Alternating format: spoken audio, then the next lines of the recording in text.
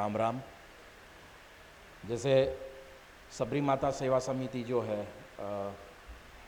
कई वर्षों तक श्रद्धेय जगदेव राम जी उसके अध्यक्ष रहे हैं और अभी माननीय सत्येंद्र जी भी टीम में है और चैत्राम पवार जी ट्रस्टी है और सबरी धाम के से जुड़े हुए हैं। सबसे पहले तो मुझे इस मंच से सबरी धाम की बात रखने का जो आपने जो समय दिया उसके लिए आपका बहुत बहुत धन्यवाद। परम पूज्य स्वामी जी परम पूज्य स्वामी असीमानंद जी की तपस्या से आज सबरी धाम दक्षिण गुजरात का जो दक्षिण गुजरात के जो डांग का जो प्रदेश है, दंडकारण्य प्रदेश, वहाँ पर धर्मांतरण को रोकने के लिए एक बड़ा शक्ति केंद्र बना हुआ है और काफ़ी सारे प्रयास पिछले कई वर्षों से हो रहे हैं। सबरी धाम की इतिहास गाथा में कुछ माइलस्टोन ऐसे हैं जिसका मैं जिक्र करना चाहूँगा। जैसे कि वर्ष 2002 में परम पूज्य मुरारी बापू जी ने वहाँ पर राम कथा की थी, सबरी कथा, और उसी समय सबरी कुंभ हो ऐसा विचार मुरारी बापू ने रखा था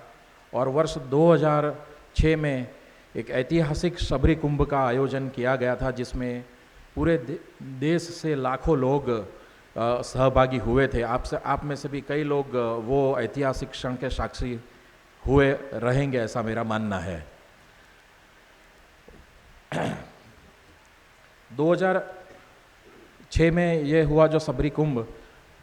उसमें दूर सुदूर गांव से हजारों लाखों लोगों ने और वनवासी लोगों ने ये इसमें सहभागी हुए थे और उसके कई सारे परिणाम मिले जिसमें काफ़ी सारे जो धर्मांतरण हुआ था वो परिवार वापस जिन्होंने घर वापसी किया स्वामी असीमानंद जी की कृपा से। तो ऐसे ही दूसरा जो वर्ष है वो है 2017-18, जहाँ पर सबरी धाम में माँ सबरी विद्याधाम की शुरुआत की। माँ सबरी विद्याधाम जो है वो एक रेसिडेंशियल स्कूल है और जिसमें अभी 214 छात्र शिक्षा प्राप्त कर रहे हैं, जिसमें से 51 बेटियां हैं जो शिक्षा प्राप्त कर रही है। ये इसी भवन शिक्षा धाम के लिए अजंता करके एक कंपनी है, उनके जो मालिक है श्री प्रवीण भाई पटेल, उन्होंने पिछले ही महीने 1 करोड़ रुपये का अनुदान दिया हुआ है जिससे माँ सबरी शिक्षा धाम के छात्रावास और स्कूल के लिए नए भवन का निर्माण होना है, जो अगली 15 अक्टूबर अगले रविवार से इसका बांधकाम शुरू होना है। वहाँ पे मेंबर ऑफ पार्लियामेंट है श्रीमती रमीला बेन बारा, उन्होंने भी 10 लाख रुपये का उनके एमपी फंड में से अनुदान दिया हुआ है जिसमें से एक छात्रावास का निर्माण होगा। सबरी धाम में पूरे वर्ष में अलग अलग उत्सवों का आयोजन होता है जिसमें सबसे बड़ा उत्सव है राम आगमन यात्रा। ये राम आगमन यात्रा 14 जनवरी को होती है, जिसमें पूरे सब गांव से 13 जनवरी को सब परिवार, सब ग्रामजन यहाँ के पंपा सरोवर में इकट्ठा होते हैं। पूरी रात वहाँ पर भजन का कार्यक्रम होता है और फिर दूसरे दिन सुबह 14 तारीख को पंपा सरोवर से राम आगमन यात्रा निकलती है, जिसमें प्रतीक रूप राम और लक्ष्मण जी चल के सबरी धाम मंदिर आते हैं और वहाँ पे माता सबरी के साथ उनका मिलन होता है। ऐसा एक बहुत बड़ा पर्व मनाया जाता है जिसमें हजारों लोग शामिल होते हैं। दूसरा जो बड़ा उत्सव है वो है दशहरे का, जिसमें रावण दहन का कार्यक्रम होता है और आजू बाजू के गांवों से हजारों लोग इकट्ठा होते हैं और रावण दहन का आनंद उठाते हैं। गुजरात सरकार के पवित्र यात्रा धाम विकास बोर्ड ने काफ़ी सारी सहायता सबरी धाम को के विकास के लिए की हुई है, जिसमें वर्ष 2018-19 में